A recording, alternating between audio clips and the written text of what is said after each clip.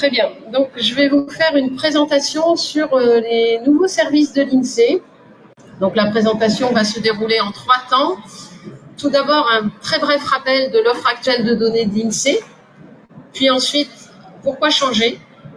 Et puis, les nouveaux services avec une démonstration des nouveaux services que sont le catalogue, l'explorateur de données. Très bien. Donc, je vais vous faire une présentation sur les nouveaux services de l'INSEE.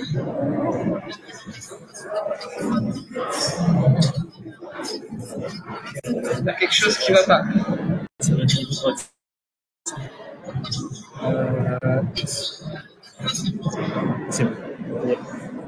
Ça va être mieux comme ça. Désolé du contretemps. Ce que je vous propose, c'est de poser des questions à la fin de l'exposé et non pas tout au long de l'exposé. Je démarre. Voilà.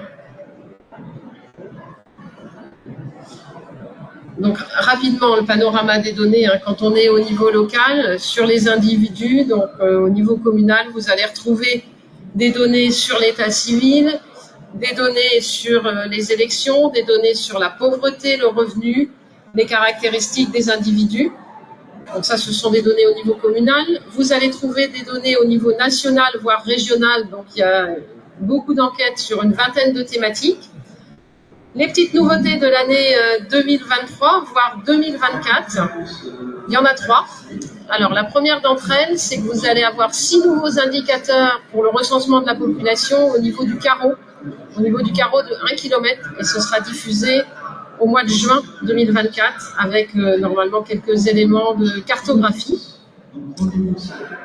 Vous avez aussi toujours, lors de la diffusion du recensement de la population en juin 2024, de nouveaux indicateurs sur la composition des ménages et notamment la composition des familles avec les familles recomposées ou familles monoparentales. Et enfin, la dernière nouveauté concernant les données, ça va concerner le format, puisque dès le mois d'octobre, dès le 19 octobre, vous allez avoir des fichiers détails du recensement à l'IRIS, ainsi que la base de ce qu'on appelle notre dossier complet, donc la base de données du portrait de territoire le plus complet au format parquet. Voilà, donc il y aura et le format CVSV et le format parquet. Vous retrouvez également des données sur les entreprises, donc à la fois au niveau communal, puis certaines données au niveau national, voire régional. Je ne rentre pas dans les détails. Donc, des données sur beaucoup de thématiques, sur beaucoup de sources, et puis des produits associés. Donc, vous avez une première gamme de produits dans lequel vous allez retrouver des indicateurs assez basiques, des indicateurs phares. Vous pouvez les retrouver sur INSEE.fr dans la rubrique « Aller à l'essentiel ». Ces indicateurs phares sont souvent associés à des éléments de data visualisation pour une prise en main facile. C'est ce qu'on appelle nos petits outils interactifs. Vous avez ensuite une autre gamme de produits que l'on appelle des tableaux et des graphiques dynamiques, où là, vous allez choisir un territoire et le tableau et le graphique va s'afficher. Et puis, vous avez des bases de données et vous avez des API. Donc, ce contexte, ça fait une offre de données très riche, dans laquelle on a parfois bien du mal à se retrouver, dans laquelle on a du mal à repérer les jeux de données qui nous intéressent. Donc, ça fait une navigation assez complexe sur INSEE.fr. D'où le deuxième point, pourquoi changer? Alors, pourquoi changer? On va donc moderniser la diffusion avec 3 objectifs. Alors, un objectif qui est interne à l'INSEE et qui ne vous intéresse pas forcément, c'est de rendre notre processus beaucoup plus efficient. Ensuite, c'est d'améliorer la qualité des produits et des métadonnées. Et puis, c'est d'offrir de nouveaux services. Un point d'entrée unique pour les jeux de données de l'INSEE. Ils seront tous au même endroit. Et vous pourrez les récupérer à partir du catalogue. Et vous avez un service de téléchargement, un service d'exploration de données, et puis un service de mise à disposition de tableaux tout préfaits. Alors, donc les différences entre aujourd'hui et demain. Tout d'abord, au niveau de nos métadonnées. Aujourd'hui, les métadonnées, lorsque vous avez une donnée, que ce soit le recensement ou bien les créations d'entreprises, les données, chaque producteur de données au sein de l'INSEE va utiliser ses propres métadonnées. Si je prends par exemple la variable âge, vous allez avoir certains jeux de données dans lesquels la variable âge va s'appeler HR, d'autres ça va s'appeler HD, etc. De même que pour les modalités de la variable âge, vous allez avoir dans certains jeux de données, si vous avez la modalité de 3 à 5 ans, vous allez avoir 3_5. Pour d'autres, vous allez avoir 3 à 5. Et là, en fait, on va appliquer des standards. Donc, à la fois sur le jeu de données, c'est le standard D4, donc on est vraiment sur des standards internationaux. Et pour le dictionnaire des variables, ça va être le standard d'Eurostat SDMX. Et ça va être appliqué pour tous nos jeux de données. Donc, en fait, les noms de variables et de modalités vont être harmonisés entre toutes les sources et également avec les jeux de données d'Eurostat. Donc, si je prends la variable âge que je viens de vous décrire, en fait, dans tous nos futurs jeux de données, la variable âge, elle s'appellera âge et pas HR ou HD. Et la modalité, si on prend la modalité 3 à 5 ans, ou alors 15 à 24, comme je l'ai écrit sur le diaporama, eh bien, ce sera Y comme year, 15, T, 24, to 24. Donc, en fait, dans tous nos jeux de données, lorsque vous auriez la modalité 15-24 ans, ce sera Y15, T, 24. Donc, des métadonnées harmonisées. Ensuite, vous avez donc, pour récupérer tous nos jeux de données, vous aurez donc le catalogue, dont je vais vous faire une démonstration. Et puis, ce matin, il y avait des exposés sur le lignage. On va essayer de créer un lignage clair entre toute la gamme de nos produits, à savoir le produit le plus fini, ce qu'on appelle nos outils interactifs que je vous ai présentés, le tableau dynamique dans lequel vous saisissez votre territoire et le jeu de données, ainsi que l'API. Voilà, donc il y aura une parfaite homogénéité entre toutes ces gammes de produits. Voilà. Donc les jeux de données, vous les trouverez donc en format plat pour faciliter l'utilisation ultérieure. On mettra également à votre disposition des packages, notamment des packages R pour travailler la donnée derrière. Et puis l'ensemble de ces jeux de données accessibles via le catalogue, vous pourrez tous les retrouver dans l'API qui s'appellera une API Mélodie. Voilà. Alors, je vais passer donc sur la démonstration des deux services que sont le catalogue et l'explorateur de données. Alors, je vais aller sur notre site, sur l'intranet, dans notre environnement de recettes pour vous montrer le catalogue. Alors, tout d'abord, au préalable, il y aura donc, pour accéder au catalogue, vous avez plusieurs critères de choix. Vous allez avoir le millésime des données, la thématique, les dernières mises à jour, les sources de données, la maille géographique ou bien les dimensions. Vous allez pouvoir sélectionner le critère. Ensuite, chaque jeu de données sera décrit avec un titre, un sous-titre, un résumé, des identifiants. De même que la structure du jeu de données, donc le dictionnaire des variables, avec la liste des dimensions et les différentes modalités. Vous aurez un explorateur ou l'aperçu du jeu de données, donc vous verrez bien sa structure, et vous pourrez exporter ce jeu de données et les fichiers associés. Alors, je vais aller sur le catalogue.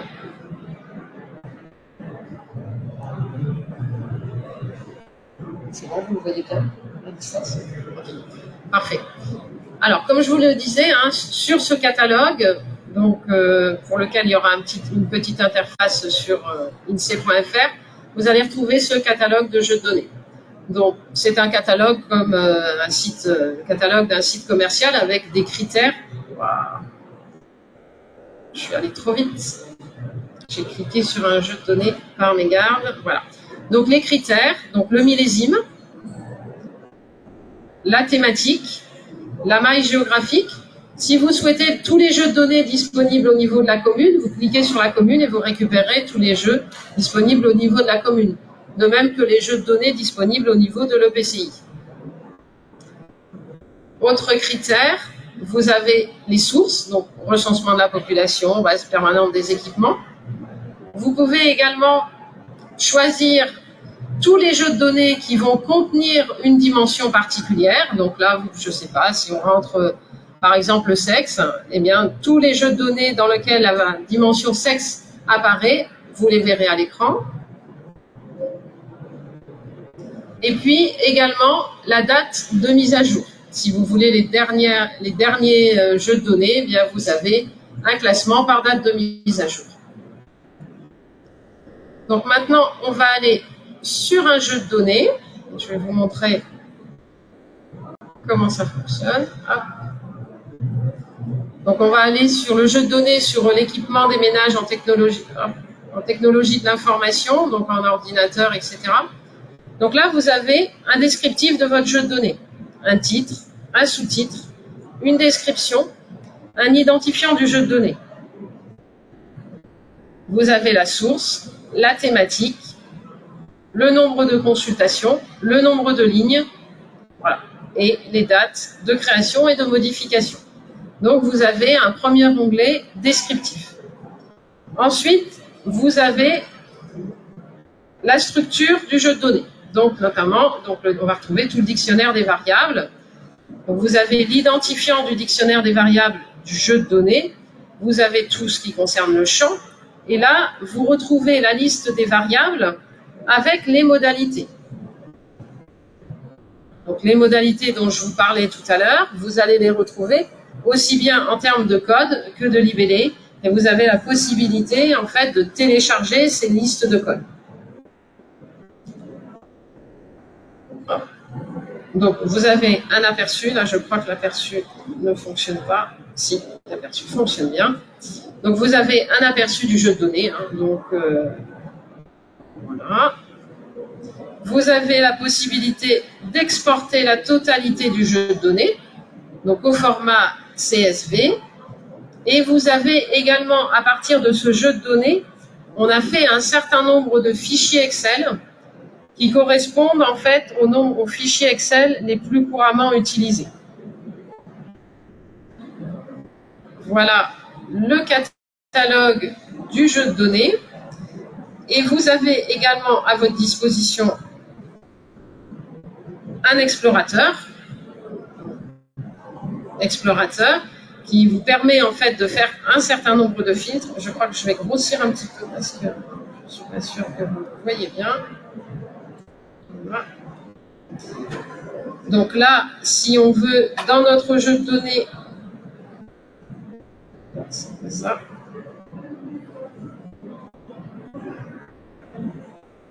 Par exemple, les plus de 75 ans en ce qui concerne l'utilisation et l'équipement des nouvelles technologies, je fais mon filtre. Voilà, donc là, j'ai fait un filtre sur l'âge. Je peux aussi également faire un filtre sur le territoire. Donc, vous aurez également un onglet sur la géographie et vous pourrez sélectionner, par exemple, votre PCI et la liste des communes qui composent le PCI. Donc là, vous avez l'explorateur de données, donc avec les différentes variables. Vous pouvez également retrouver les libellés, parce que Y_GE75, c'est pas évident au premier abord de savoir qu'il s'agit des 75 ans et plus, de même que pour la définition de nos différentes dimensions. Et ce jeu de données sur lequel vous avez apposé un certain nombre de filtres, eh bien, vous allez pouvoir le télécharger au format CSV. Donc, vous récupérez vraiment la partie du jeu de données qui vous intéresse, que ce soit au sein d'un territoire ou que ce soit sur des dimensions prédéfinies. Voilà la petite démonstration que je voulais vous faire sur la partie catalogue et explorateur de données. Je complète un petit peu mon exposé. Donc ça, c'était au cas où le réseau n'aurait pas fonctionné, mais tout a bien fonctionné. Je vous ai également parlé d'API.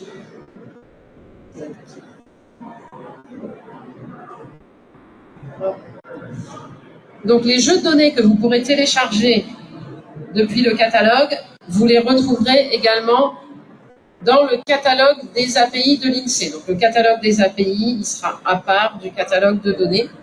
Mais dans ce catalogue des API et dans l'API dite Mélodie, qui va regrouper ce qu'on appelle aujourd'hui l'API données locales et l'API BDM, c'est-à-dire l'API des séries chronologiques, vous trouverez l'API Mélodie. Donc dans cette API, elle sera normalement conviviale et documentée. quelques éléments de calendrier. Alors, le déploiement en fait de l'ensemble des sources au sein de ce catalogue avec l'harmonisation des métadonnées, ça va se faire progressivement. La première chose que vous aurez à votre disposition, ça va être une version bêta du catalogue qui va ouvrir d'ici la fin de l'année. On espère même d'ici 1 ou 2 mois. Si vous avez besoin de l'adresse URL de cette version bêta du catalogue, on a des petits flyers que vous pourrez retrouver à la sortie. Mes collègues sont ici dans la salle et vous pourrez les trouver. Donc ça vous permettra de tester ce catalogue et de voir la façon dont il va fonctionner. Il aura assez peu de jeux de données au démarrage et l'ouverture en production se fera au printemps 2024.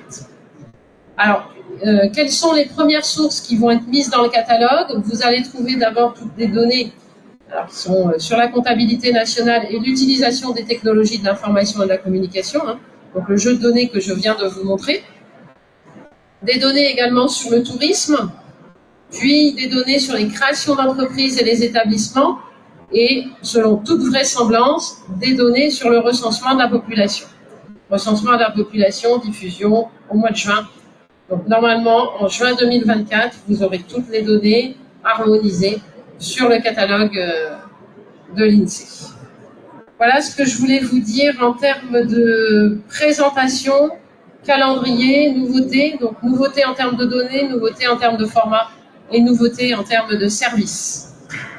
Il doit me rester une petite dizaine de minutes. Et donc là, maintenant, je vous propose de répondre à vos questions, si vous avez des questions. Je vais arrêter le partage d'écran. Oui. Alors peut-être, je ne sais pas comment ça se passe au niveau du micro.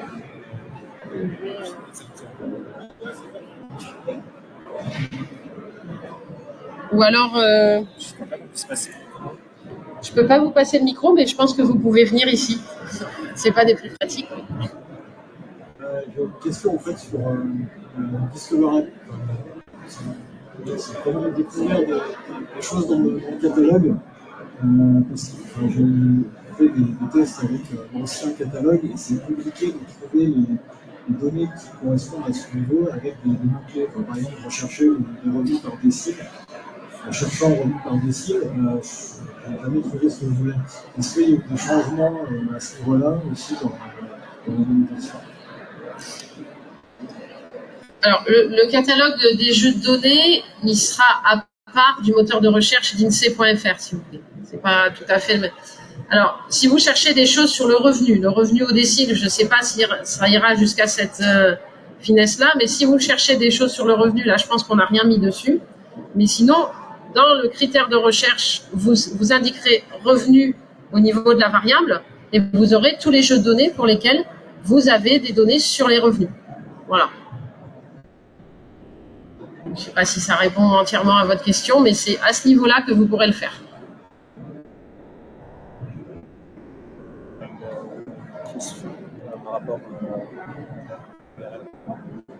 Alors, j'ai une question dans le canal chat. Bonjour, pouvez-vous nous transmettre l'URL de la version bêta du catalogue, s'il vous plaît? Et je la mettrai dans le chat, puisque là, je ne l'ai pas là. Je ne l'ai pas là. Et vous pouvez scanner le QR code pour obtenir un questionnaire. Je ne l'ai pas là. Puisqu'il s'agit d'un jeu, et le jeu est simple. Il suffit de trouver 5 objets compatibles avec les destinations. Alors, est-ce que les jeux de données conserveront les mêmes noms? Par exemple, POP6. Eh bien, la réponse est non. Puisqu'en fait, tous les noms des jeux de données, le nom des tableaux peut-être. Les jeux de données, non, les jeux de données ne vont pas conserver les mêmes noms. Pour télécharger le questionnaire, et bonne chance.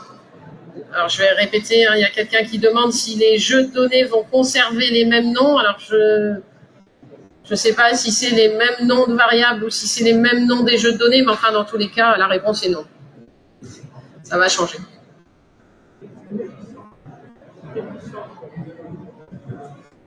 Quelle licence? Nos jeux de données sont en open data. Tout est en open data à l'INSEE. Il n'y a pas de licence. Licence ouverte?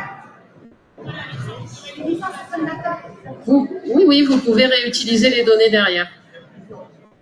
Oui, mais là, vous pouvez réutiliser les données. Tout est en open.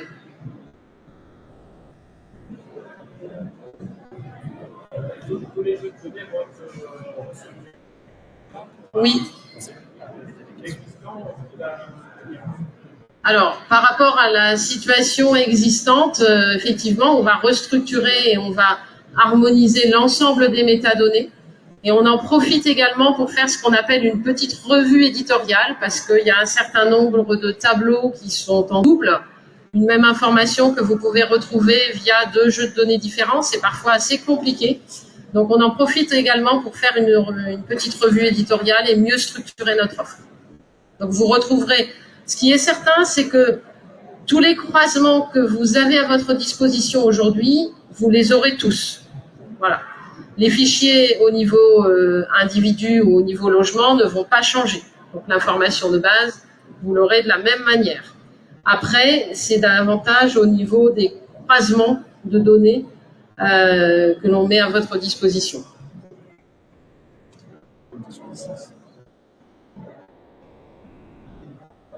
Je n'ai pas la réponse à cette question. Avez-vous une autre question dans la salle? Oui, je vois au fond. Ah, je ne vous entends pas. Je pense qu'il faut que vous vous déplaciez ou que vous parliez très fort.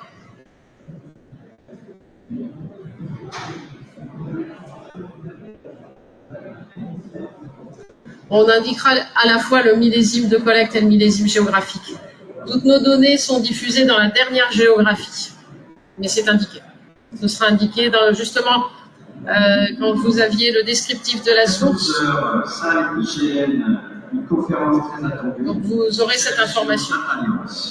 Un dispositif mis en place par l'hygiène qui permet de rapprocher. Je pense que ça va être dans les dernières questions. Oui. Donc rendez-vous à 14h.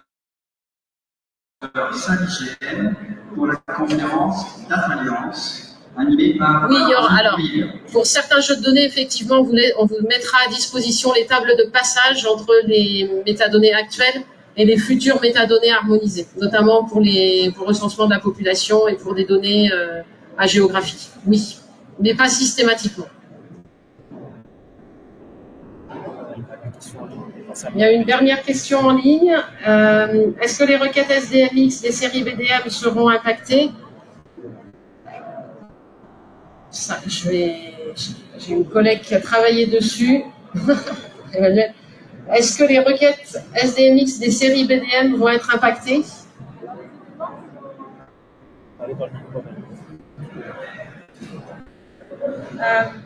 Alors, je pense que l'API BDM SDMX va sûrement disparaître à un moment donné. Toutes les données seront récupérées via l'API Melody. Il y aura toujours les ID banques. Voilà.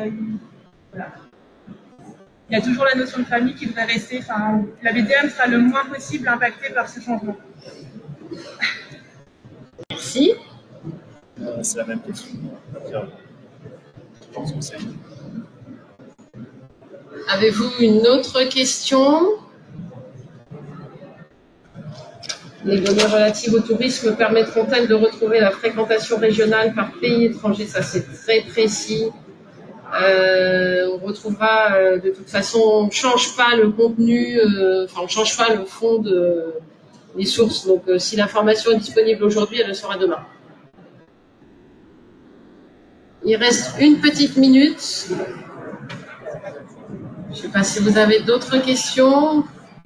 Si vous n'avez pas d'autres questions, merci à tous et bonne fin de salon.